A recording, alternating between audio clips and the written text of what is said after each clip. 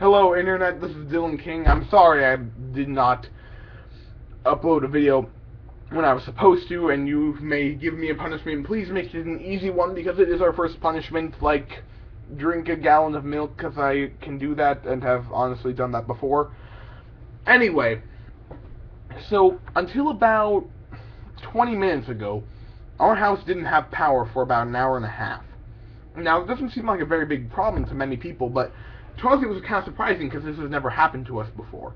Now, while we use flashlights and a bunch of candles, I'm really glad we actually have a lot of candles in our house now because, I mean, power outage, and a bunch of candles to help get around, I started to think, if this power outage hadn't happened, we would be watching television and checking our email and writing on Facebook and all these different kinds of things.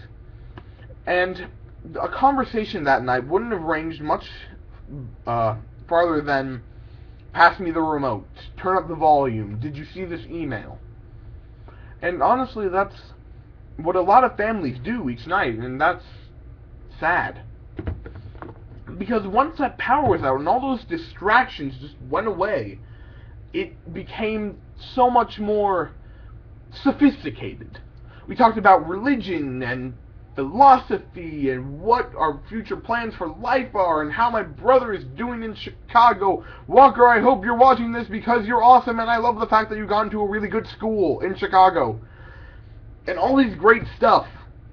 But we wouldn't have talked about those things if the power hadn't gotten off.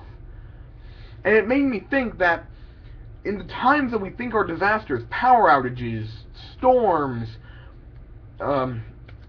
things bad happening in the family, any time when you're afraid or sad or happy, any time when you are feeling any of those emotions with your family and you don't have those distractions, it brings your family together almost more than Christmas.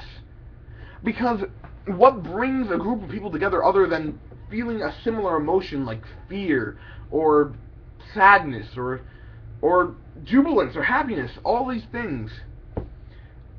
It's like if a bad thing happened to your family, or you're at your house with your family and there's a storm going on and you're all a little bit scared because you don't know what's going to happen next. That's the time when you come together and you all sit on the couch or sit in the living room and be together as a family or a group of friends. I feel like that's one of the reasons horror movies are still around, because if you're gonna force yourself to be afraid, why not do it in the company of your friends and your family? Because if you have to go through something, why not go through it with the people you care about? I was recently asked the question, why do we have horror movies? This is why it was on my mind. And a friend of mine said, well, if you're gonna get... This is actually... Sean said this. Sean, you're awesome. Sean said this. He said, well, if you're gonna get scared, do it with your buddies. And I think that's just a wonderful way to go through life. I mean, if you have trouble, have that trouble with your friends and your family. So next time something bad happens, don't run off and be alone and be sulky. Be with your family. Love your family.